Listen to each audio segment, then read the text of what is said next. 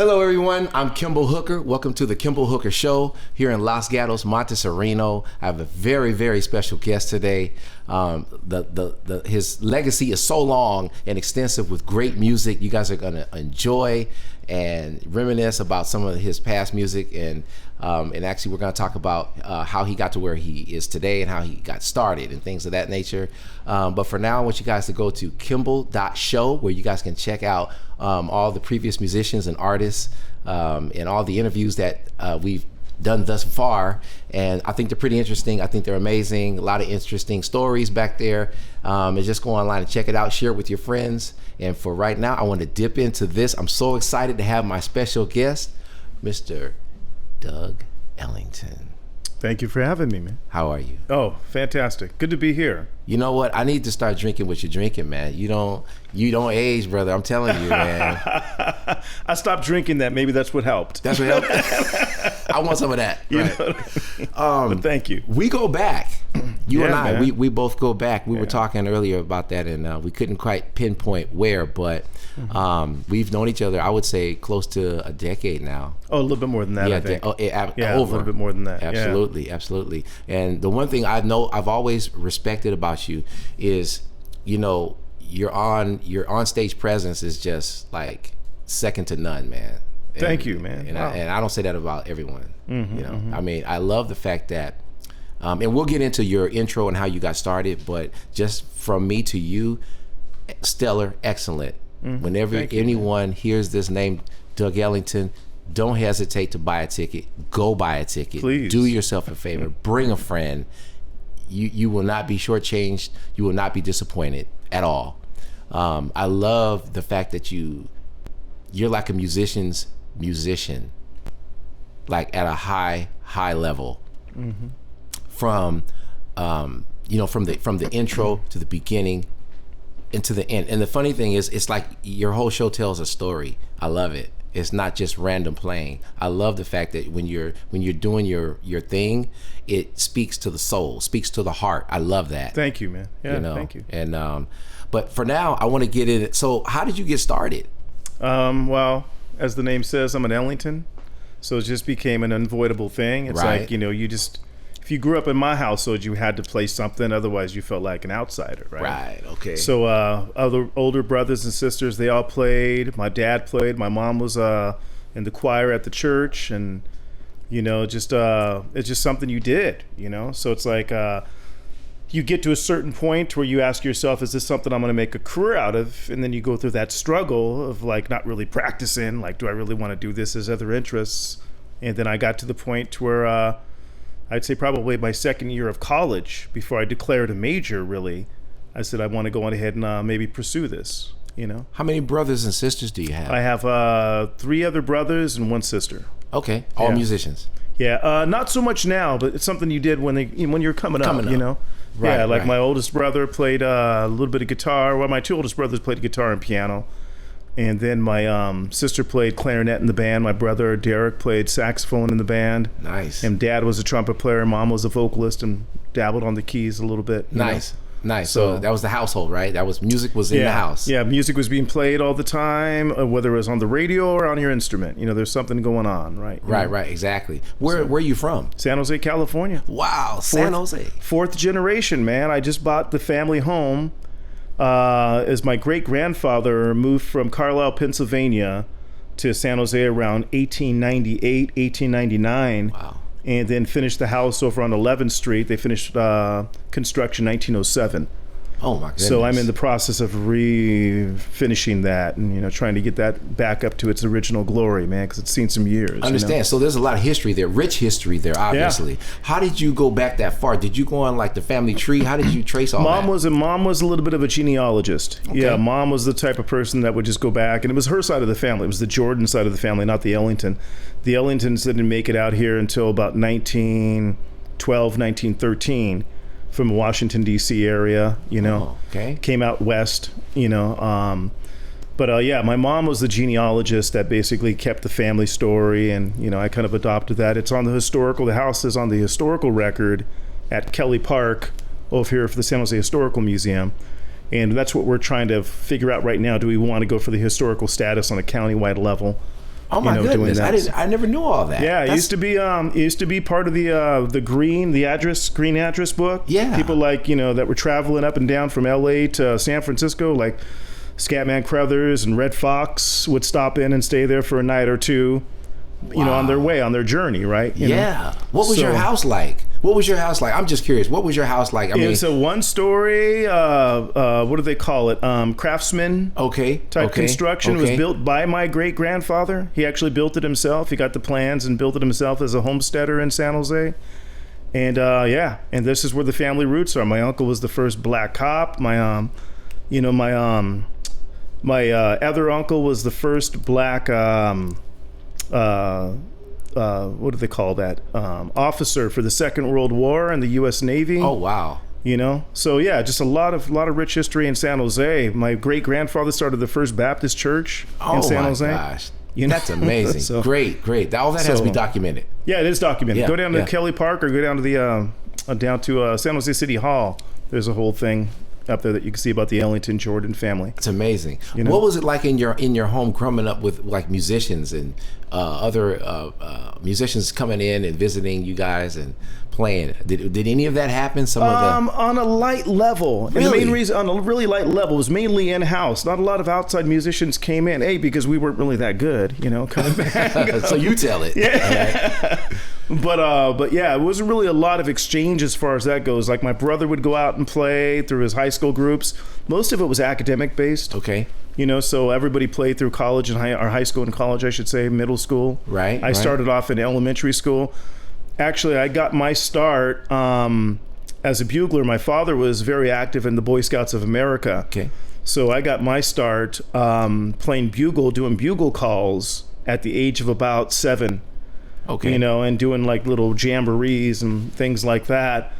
And then when I got to the school age where I can actually pick up an instrument, I started out on trombone, but it was a little bit cumbersome. I was kind of a slight child, they called it, right? So it was a little bit cumbersome. So the band director said, why don't you try playing trumpet?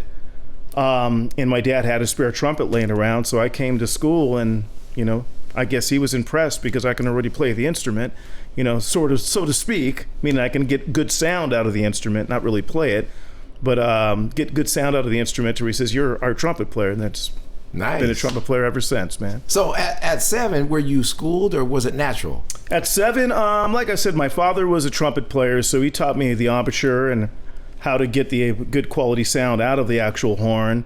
And then, intervalic relationship, that sort of thing, without getting overly technical. Just how to make songs based on the natural, the natural physics of the horn itself. Understand. So that's where you set your embouchure. So when I picked up the trumpet, my embouchure was already set. I think I got on the instrument my first day when they handed me the trumpet. I hit like a double G or something like that, and the band director's like, which is a hard instrument. It's a hard note to hit on the trumpet, man. It's like way up there, right? So I don't even know if I can do it now, man. But natural. He's a natural. But yeah, it's one of those type of situations to where it's like, I just gravitated toward that instrument, and now it's it's my solace. Right. That's where I go home to. That's it. What school did you go to? I went to Peter H. Burnett. That's where I went to Grant School first, Grant Elementary School here in San Jose. And then I went to Peter H. Burnett. I think they may have changed the name now, man. This is a number of years ago. And then I went to Independence High School. And both of those, Peter H. Burnett and Independence High School, had a great music program. I mean, like Dan Smith at Independence High School, I think we run a bunch, I don't know. We won all 4-year state championships when I was there. And then I think we won a couple of, nationwide recognition, nationwide acclimates. Was this more like big band, jazz band? This is a marching band and jazz band. Nice. Yeah, marching band and jazz band, man. So they had a great program. So I thank them for kind of sitting me down the right track as far as my education. But yeah, San Jose, born and reared, man. Nice. I love it. I love to hear stories like that because not a lot of stories get told, right? We sit back and we wonder and we think, but no one ever addresses like, what, how did this guy get started? Where is he from? He sounds great, but then some people go, wow, because of interviews like this, they go, wow, he's one of us. Yeah. And they feel more comfortable like, wow, he did it, because right now, honestly, you're an influencer. You're an influencer. People see you, they hear your story, and they go, wow, I didn't know that. You know, and they identify with you more, even more, because hearing your music is like amazing. Right on, man. I appreciate that. It really is amazing. It's second to none, man. I mean, when I hear you, I'm gonna boast on them just a little bit. When I hear you, it makes me feel like this is like where the way it should be done. Right on, man. I appreciate you know that. what I mean? I really do. And you've arrived. And not a lot of people ever arrive. It's always this constant. And I mean, I'm pretty sure you're always revamping things. And sure, in your mind, you never really Absolutely. arrived. You're still working and striving towards things. Absolutely. You know, and that's understandable. But then there's a certain level that you operate at. Sure. You know, and that's like your constant. Yeah. You know, and I love that because you know, you when you travel and you see so many different bands and you hear so many different people play, you can see the levels. There's, like they say, there's levels to this. There really is levels to this. Oh, there is. It's like an onion, man. Yeah. You know, the layers, right? Yeah. And so I have never seen him play. And I'm looking in the camera. I've never seen Doug Ellington play, not one time, and it wasn't like breathtaking. Can I look into the camera? He hasn't seen me play all the time. This guy. But no, I thank you for that. Seriously, man. Yeah, you have your good days and your bad days. I'm glad Absolutely. you caught me on my good days. Yeah. No, but that is true though. I mean, I agree. There's some ups and downs, but for the most part, I love the fact that how you hand select, you know. Right on. And you take it serious for your crowd, your people. Yeah. They pay good money to see you. They show up. They could be anywhere else. But they're not. They're there with you. They support you. That's number one, man. It's like without that fan base, without the people there that are paying their dollars to come and see you and support what you're doing, you know, you're really nothing. So that's my whole intention, is if I can connect. I think a good story was, you know, I came up through the jazz idea of like bebop in particular, which is to me, and my best guesstimation is that it's really an internal art. You're trying to struggle for something from the inside. And then one day I remember there was a saxophone player up in San Francisco named Vince Wallace. He used to play with like Chet Baker, an older guy, just an old school bebop cat, and he's a great player. And he invited me on one of his gigs, and I said, I'm going to show up, but I'm going to be a little bit late because I'm getting off work. I was still working a full-time job, right? And I get there, and we're starting at 7, and I show up like around a little bit after 7:15, and I walked into the space, and I realized there was some just slamming music. This music that they were playing was great, but the whole place was full and no one was really paying attention. No one was really like into the music. And I'm thinking like, okay, someone has to break through here. So I saw one guy over in the corner and he was reading a book, but every once in a while he would look up and he would just like get into the music and then go back into his book. And I go, what can I play to make that individual to put down his book and just pay attention to because we already partially got him. Right. So what can I do to continue his interest or keep his interest? So I get up there and I start playing, and it gets to what in jazz what we call our courses, when you start taking your solos, your courses, right? And I'm thinking the first thing out of my mind, what can I play to connect with that individual? So I close my eyes and I'm thinking of all the possibilities. And about 5 or 6 bars in, coming to the turnaround of the first, what we call the A section, right? I play some notes or a group of notes that I think he's going to respond to, and I hear this, yeah! But it's not coming from him, it's coming from over there. It was some other guy that I connected to indirectly with, right? Indirectly with, and I go, that's my guy. That's your guy. So what did I want to play for that guy, right? And it was crazy how infectious just his yeah was, because I don't even know if it was the music at that point. It was just the fact that someone showed interest. Right. By the time I finished my courses, I realized that there was a lull in the audience. Everybody was now paying attention to the music, right? And I'm thinking, that's it. That's what I've been living for every single day I pick up my horn, is just trying to connect, you know? And sometimes I do it successfully, sometimes I don't, but at least that's my intention, That's your intention, right, right. That's our go-to. Yeah. Is you don't know why people showed up, you know, where they just came from. Some people might have, you know, gotten sick. Some people might have gotten divorced. Some people might have problems with their kid. You don't know why people show up. What they're going through at that moment. And I always think about that as a performer myself. And I love the fact that, you know, when you put that person at ease, you know, and they're like, you take their mind off of what they're going through at that moment in time. You've done your job. I think that's where you're good at interviewing as well too, because I felt that from the moment we just got reintroduced here, man. Oh, you have a great way of making people feel at ease. I appreciate that. Thank you. So good, man. Thank you. I appreciate that. And I think that would translate into your art, into your music, man. So. Well, it does. It comes from that. Well, I'm a lover of people. Yeah, for sure. Like generally, for sure, I love people anyway, and so I embrace them, and I love the fact that I don't know their walk. Yeah. I don't want to know their walk. All I know is I want them to feel like they're welcome. They're welcome. Yeah.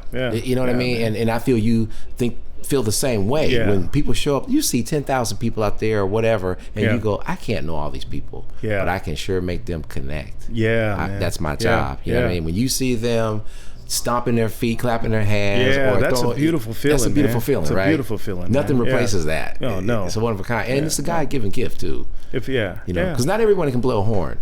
Yeah, well, not everybody can give that kind of energy and really mean it, because everybody gets caught up in their own things as well, too, and I'm guilty of it. Yeah. Sometimes I'll bring stuff into my space, and I won't have as good of a night on the horn. That's true. That's true. So it's a balance. It's a balance. It's really the one thing I like about you too, though, is you're so down to earth and humble to be such a worldwide respected musician, artist. I've spoken to so many artists and musicians. And it's just like, wow, they're so full of themselves. And when I speak to you, you're a brother to me. Right on, man. I appreciate that. That's I big really to me. Appreciate that. That to me hits home more than anything. Yeah. Because you didn't let your gift exceed, go beyond. And it's like you're not full of yourself. Like you're really humble. You're easy to talk to. You're a man of many gifts and talents, working with so many different musicians. And you transcend for so many years and go far back too. Yeah. Let's talk about like where you come from, your downline. Who are some of the people that are related to you? You're talking about people that the audience might know? That the audience might know. Obviously the Duke Ellington. How are you related to Duke Ellington? Duke Ellington, that's a good story, man. It's like we always grew up calling him Uncle Duke, but as my mom started going through the genealogy thing, as we mentioned, we realized that we might be more cousins. Okay. Because Napoleon, who was my grandfather, Napoleon Ellington, was from Washington, D.C. He moved out west, and we think that was actually Duke Ellington's uncle. Okay. Although when we met, we couldn't quite make the association because the families were estranged. If you read all the books and everything like that, it only talks about Duke Ellington's immediate family, which was his mother, father, and his sister, Ruth, right? Oh, got it. So, but coming up, you hear all the stories about, my grandmother who was in constant correspondence with Ruth, trying to figure out where Duke was and that sort of thing, because he was traveling all the time, right? So we're actually cousins. So Duke Ellington would have been, based on my genealogy research, he would have been my second cousin, my dad's first cousin. So on your dad's side? Yeah, my dad's side, first cousin. Doug Ellington, Robert Ellington, Napoleon Ellington, which was James Ellington, Duke Ellington's father, his brother. All right. That's his brother. And you've never met Duke Ellington? When I was about 6. Okay. Yeah, most of the stories I got were from my dad, because my dad spent a lot of time with the band. His guy was Rex Stewart, because my dad was a trumpet player. So him and Rex Stewart would hang out. And then when Mercer Ellington, Duke's son, had the band, after Duke left, and whenever Mercer would come through, I'd get backstage and get in his mind, about stories and try to figure it out. And then, like I said, he's just so well documented. So I just learned so much about, reading up on him and being a musician. You start going through the canon and start transcribing all the music. And one thing that I have is I'm a synesthete, which means that I see sound as color. And Duke Ellington was a synesthete as well, too. So about 4 or 5 years ago, I started going back and actually doing a transcription of his color codes, which is like, C is black, E flat is kind of like a blue or an indigo and that sort of thing. So I started going through what keys did he write certain, because most of his songs had colors in them. Nice. Like black, brown, and beige, mood indigo, blue azure, all these different color names. And I started to realize that they're in certain keys. Nice. Do you think he intentionally wrote that way, or was it broken down I think what it was is because he started off as a artist, as a painter, right? Oh, okay. So when he made the decision to become a musician, I think it really broke down to where when he would write these pieces, it would evoke a certain mood or a certain feeling out of him, and it always came back to a certain hue, a certain color scheme, if you will. And as I started transcribing, I started realizing these patterns. And I started realizing, oh yeah, Blue Azure is an E flat, or I'm sorry, C. And then it modulates into a different key, and you can start seeing these color patterns forming. And I started doing the same thing, and I realized, okay, I don't necessarily agree with the color pattern. I don't believe E flat is really a blue. For me, E flat's more of kind of like a purple, you know what I mean? Kind of like more of a richer color. But yeah, so I digress, man. But it's just it's just an interesting thing as you start to research who the man is, not only from the standpoint of what's been written about him, but you start filling in the gaps from all the stories you hear from friends and family or people that knew him personally. Then you start to get a better picture of who this man really was. You can't make this stuff up, everyone. Now, I'm a musician myself, and I've never even heard that word synesthesia.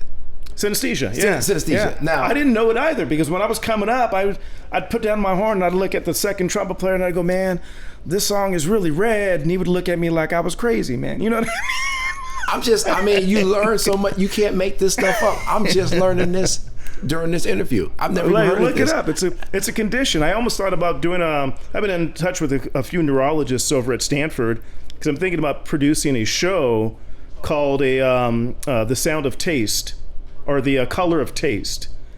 And it's basically going to be a culinary, visual, sonic experience where we take music and we compose to certain taste sensations and certain color sensations. Oh, that's cool. And do a little thing. I'm still working at it, but I want to bring in some collateral, which is like someone that knows something about the neurological aspect of what synesthesia really is, and speak to it, and then go into the actual performance. See, that's interesting to me. I love everything that you're talking about, because I totally identify with that. And I've never heard that before. As long as I've been in music myself, I've never even heard that. So I'm so happy that just... It's a condition, It's a condition. I have a condition, everyone. I have a synesthesia condition that I never knew about, talking to Doug Ellington, and it's been unveiled right here on the Kimball Hooker Show. Yeah, man. Yeah. I see colors too as well. That's what kind of why I'm really interested. Yeah, I see colors too. Get up on it. We can talk more about it off camera. Right. Yeah, we'll it's an interesting thing. We'll definitely do Matter of fact, that. maybe I can bring you in on the project. I love that. Yeah, that'd be good. Oh my gosh, it's that'd amazing. Be really good, man. Yeah.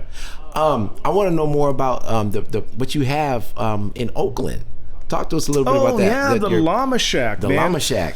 This kind of grew organically out of multiple situations. First and foremost, right before the shutdown, before COVID, I had my first child, my daughter Dinah, who was like, I was doing a lot of touring and I was on the road a lot, and I said, I just need to stay home. So I procured a place over in Oakland that actually has enough space to where I developed an amphitheater in the backyard, and I've been producing concerts out of it, primarily to stay home so I can be closer with my family, but more because after the shutdown, a lot of cats were calling me up and saying, man, where do we play? Everything's been closed down. So I just started opening up the doors, and it just sort of kind of grew into this thing that it almost seems out of my control, but it's been my focus for the last year and a half of bringing in different types of artists. So it's called the Llama Shack, L-A-M-A Shack, and we host everybody from comedy nights to small independent movie releases to live bands. We had a circus come through. A lot of circus workers were out of a job because of COVID, you know what I mean? Wow, that's amazing. So yeah, get on the website, check out the Llama Shack, and we started this new series called Speakeasy, and that's one of the productions. I bring in different producers, but one of the ones I'm producing is called the Speakeasy, and the Speakeasy will just be a group of different musicians that come through. We just had Okadelic from the Oakland area come through. Who else have we brought through? We brought in a number of different groups, but we're starting to formulate into a concert series called Speakeasy, where we bring 2 or 3 acts. I have coming up on the 23rd of July.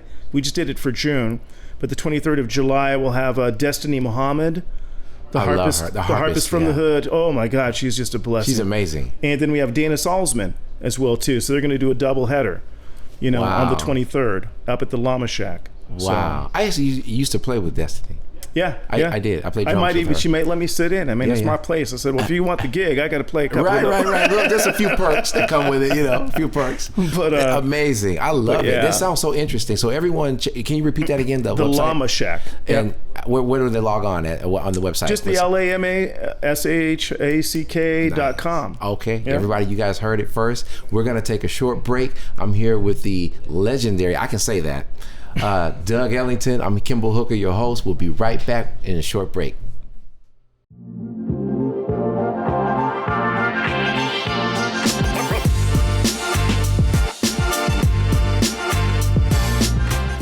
Thank you to the City of Montessorino for their continued support of KCAT Public Media. The City of Montessorino has enabled KCAT to inspire, educate, entertain, and inform our community through the magic of television and digital media for over 38 years. Thank you.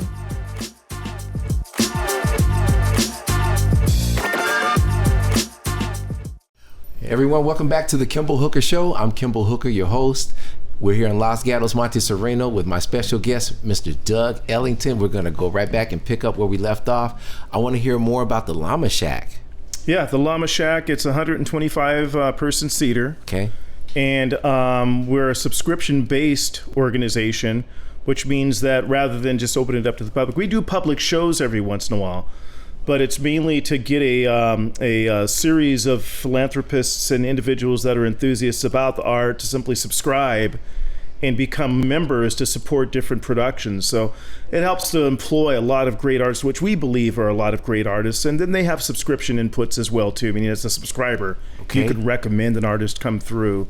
And it just helps us build a community. So do they buy tickets? For our public events, like the one on the 23rd is a public event. We do a bunch of private events, which are only for subscription-based, our what we call our Llama family, which are subscription-based. Sure. And then they'll do private shows, but we'll open it up to sort of stimulate more subscribers. Okay. We'll have public performances where they buy a ticket and they come in and they get drinks and food and everything like that's part of their ticket price. A great show. And then it gives them a chance to come in and fill the space out and see if they want to become a subscriber. Nice. I love it. So is this something that they can donate to? Yes, they can. Yeah, they definitely can. If you get on the website, there's a donation station that they could go into and donate and just, keep the arts alive, at least in the Oakland area. Are there kids involved? Yes. As a matter of fact, we have a kids program. Nikki Barodi, who's one of our producers, has a circus act where she brings in and does magic shows and does the face painting and does the circus aerobatics and all that stuff and get the kids indoctrinated in that. We're looking at bringing in an internship program because we're working with sort of like what you have set up here where, kids that want to come in and learn production. Nice. They want to learn sound production. So we're just at the cusp of really ironing that out, but that's a direction we want to move more into. So it's growing. Of course it is, yeah. Wow. Yeah, growing hopefully by leaps and bounds. Nice. We're almost outgrowing the space is basically. We're probably going to look into a different space. Right. At some point. At some point, right. What is your future looking like with growing is it your band or is it the program? What are you looking to get involved in to take your project? Yeah, I'm trying to get as hands off as, like I said, the Llama Shack has been my labor of love for the last year and a half, basically, since COVID. Okay. I really started devoting all my time into developing that space. But I have enough infrastructure now. I have enough people helping me out. And once we get to the point where I can start just turning the keys over, then I got to get back to getting on the road. Okay. And getting my band out there, you know what I mean? Because Right. it's been kind of slight there. I've been doing a lot of corporate work. Mm-hmm. And a lot of private functions because, just the money is always better on those things, Of course, right? absolutely. And you don't have to work as hard to promote. But yeah, so I want to get more back into that and get back on the road and tour. I have like 2 albums that are shelved right now that I got to get out there and promote, How does one get a hold of you to be able to book you? Yeah, so we can give you a plug here. Yeah, either get on one of the web forums, get on Facebook. I'm on Instagram. The website is under construction, but DougEllington.com. Either one of those, reach out. I would give my phone number out, but some of you people. We already know. What is there, an email, perhaps? Yeah, by all means, elvisthelllama.com. Okay. Yep. Okay. Yeah. So everyone heard that. You will truly not be disappointed. I want to talk about some of your best shows that you've ever had. Like what recollects do you have from your past that's like, you know what, that was a great show? Wow, man. There's some good ones. I mean, I've been blessed. I've been really blessed. There have been some good ones, man. For me, what a best show, let me talk about that, because like I'm saying, to go into a specific one, a best show for me is that energy that you get from, I guess, knowing exactly what it took to get you where you're at right there, and everything kind of comes off without a hitch. Everything just feels good and feels right, which, believe it or not, is a rare thing, especially when you're talking about improvised art. When improvised art, sometimes things can go completely wacky because you're depending on other instrumentalists who you're feeding off of, and they're feeding off of you. And if one of you are out, then it doesn't go that way. Like, I'll give you a case in point. I remember I was doing this restaurant gig.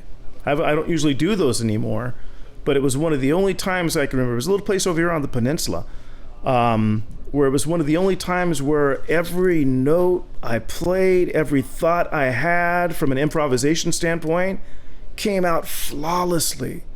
Absolutely flawlessly, right? And the whole band and everybody just seemed like they're in sync. The energy was there. Everybody was patting themselves on the back like, good job.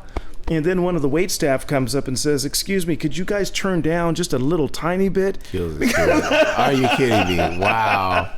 But it was one of the best shows I ever had. You know what I mean? Right. No, that's so funny. When you're on this level, your mind is like, oh yeah, this is it. This is it, right. They go, keep it down. And you're like, wow, man. I guess what was that? Yeah, but then again, there's been like we did the Ventura Rock the Arts Festival where we're opening up for some major acts like Blessed Union of Souls and Jeff Bird and that sort of thing, where you got 25,000 people out there. Interesting. Right? Cool. And it's like, I remember I went into that show coming off of a gig we were doing up in Portland, and we had to finished up on Portland on a Friday night, and we had to be in Ventura, California, Sunday for a noon sound check. Right.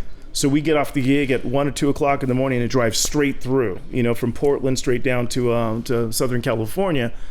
And I'd wrenched my back. I was moving stuff around, trying to get the gig down. And it's like, I felt in so much pain. But you walk up to the flight at the top of the stairs and you get on that stage at showtime and you look out and there's 25, 30,000 people in front of you. Everything just went away. All the pain went away. And I had the best performance I think I'd ever had. It's amazing how that happens, huh? You know what I mean? Just the adrenaline gets in you, and so yeah. There's been a lot of great performances, as there's been a lot of bad performances, man. So talk about that. Well, give me one bad performance. What's a bad performance for Doug? A bad performance is when you just got all the pressure of everything, and it's like it never goes away. Most of the time, you get up on stage. I'm pretty good at letting most things, slide away, but. Okay. To get into specific, that was like, it's funny you mentioned the Los Altos one. The Los Altos, to me, was one of the worst performances I'd ever done in my life. Really? Oh my gosh. It's one of the worst ones. The one you had Thomas on it, right? Right. It's one of the worst performances I think I've ever had in my life, Just never locked in. Nothing ever locked in. Right, man, right. So yeah, I take the good with the bad. Right. I guess it's all in how you feel or see it, I guess. Exactly. Yeah, I can imagine that. I still get called for gigs, so that's all, So you get called. So somebody's thinking it's great, right? Someone's thinking it's all right. It's passable, man.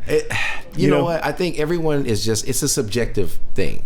It's all subjective, right? Of course it is. You could have so many people in the crowd, in the audience, and everyone has their own opinion about, it's okay. And someone's like, oh my gosh, I can't believe it. It's the best performance I ever saw in my life. So it's all subjective. However, I still say you're one of the top tier musicians I've ever met. I appreciate that, man. I really do. Yeah.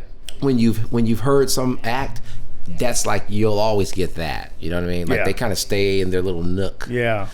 You're not like that. Not at all. I've heard you so many times. I have heard you a handful of times, and every time I hear you, I'm like, okay, now he didn't do that last time. I might have a little. I might have a little ADD, man. Yeah, you know what I mean?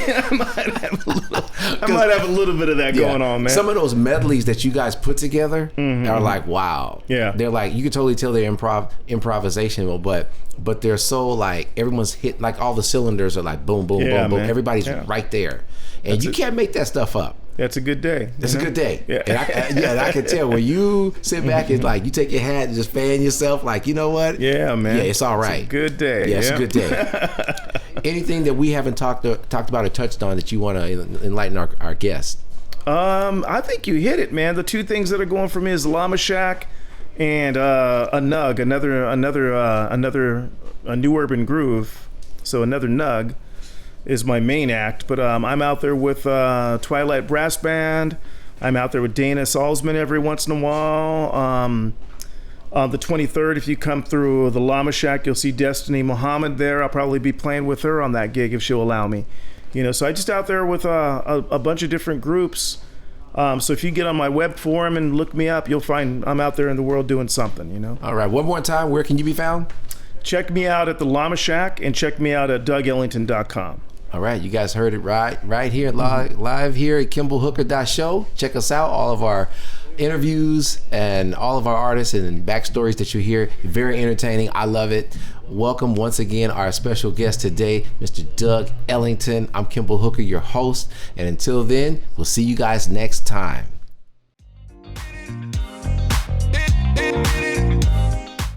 You just heard the Kimball Hooker Show here on KCAT Radio. Explore all our KCAT original programming at kcat.org/radio.